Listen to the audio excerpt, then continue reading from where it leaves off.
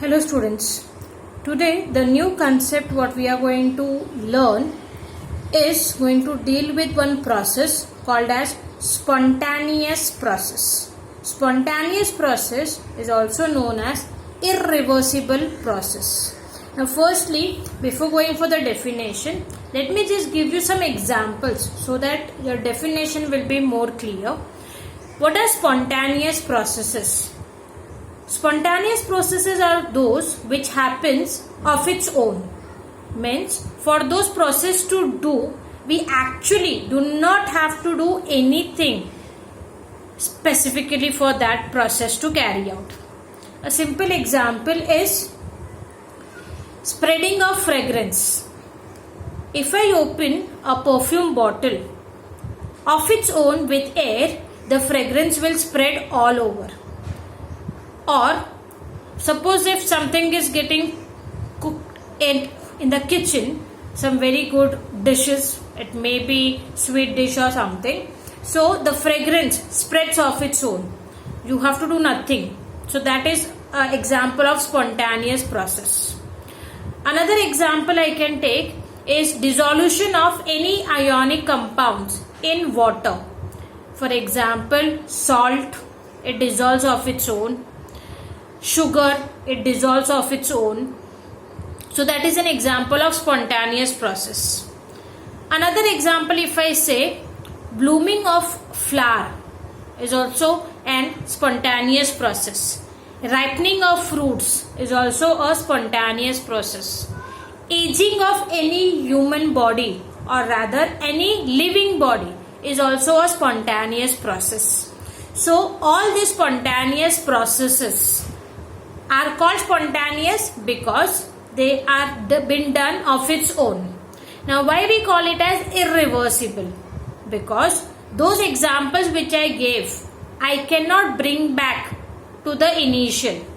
Once the fragrance have spread in the room, no matter what you do, that fragrance again you cannot bring it back to the bottle, that to the perfume bottle.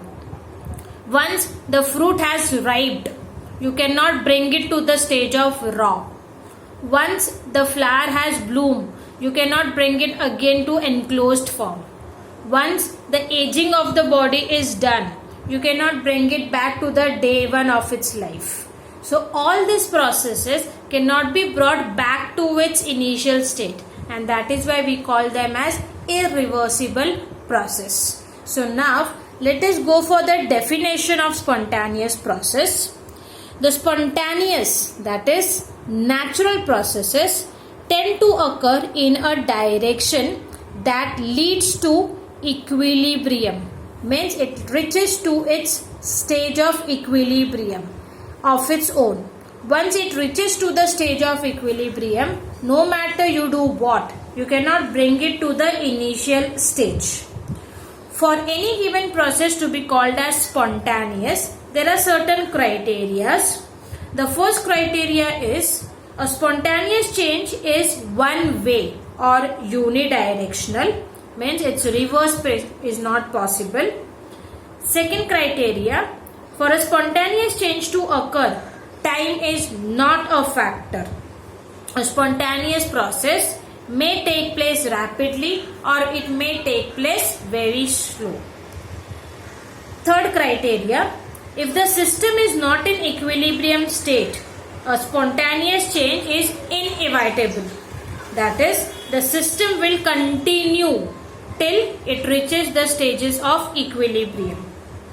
Once a stage of equilibrium is achieved, it does not undergo any further spontaneous change. Means it is undisturbed. Whenever a spontaneous change happens, there always will be a change in the enthalpy, because for any given process to happen, it requires an enthalpy, that is energy. So it will never ever happen that a process has taken a place but the enthalpy has not undergo a change. So for the spontaneous process, the enthalpy always undergo a change. And very important is spontaneity and enthalpy are inversely proportional. That is, if any given process is spontaneous, then its enthalpy will always decrease. So that is what few points we had about spontaneous. Now spontaneous or spontaneity of the process can also be correlated with one new term, and that new term is entropy. Entropy, which is written as capital S. Now specifically, what is entropy? Entropy is actually speaking that quantity which can measure the disorderness in the given system. Now what is meant by disorderness? Disorderness means randomness. That is, from a very ordered system, when it moves to disordered system, how much disordered it has become, that we can find out with a term called as entropy. So the disorder or randomness is measured by entropy. Greater the disorder of a system, larger is its entropy. Means entropy and disorderness are directly proportional to each other. If any system's disorderness increases, of its own, its entropy will also increase.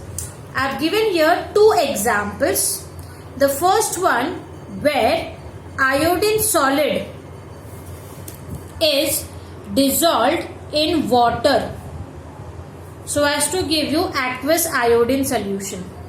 Now when iodine was in the form of solid, it was well ordered.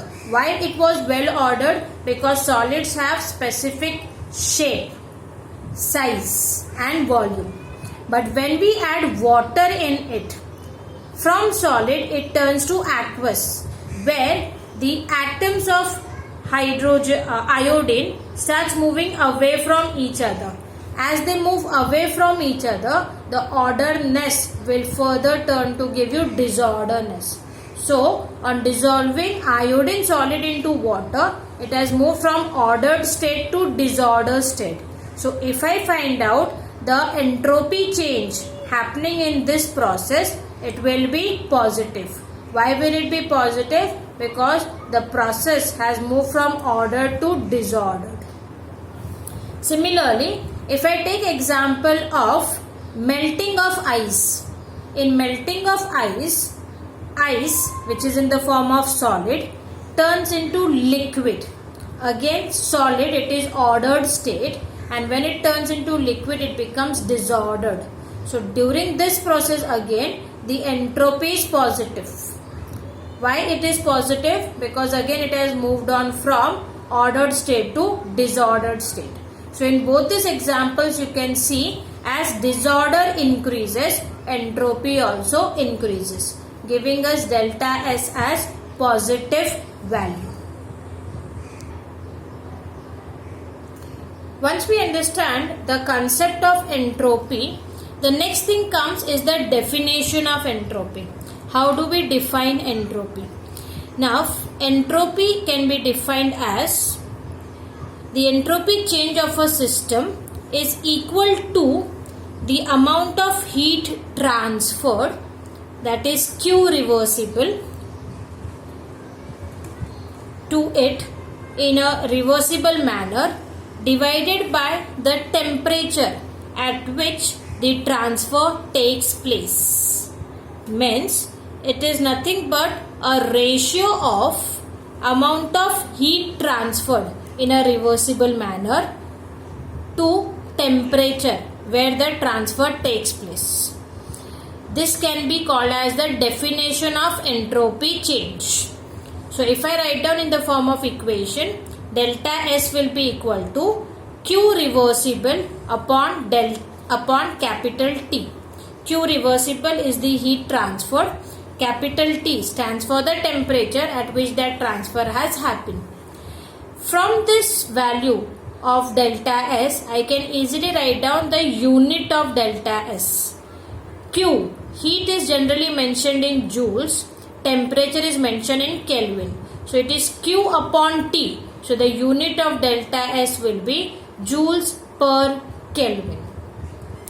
In this, our heat as well as temperature, they both are state function, and that is why our entropy change will also be a state function. Means it will only depend upon the initial and final state of the process and not dependent upon the path required to achieve that particular change. So that is what the definition of entropy is with its equation and units.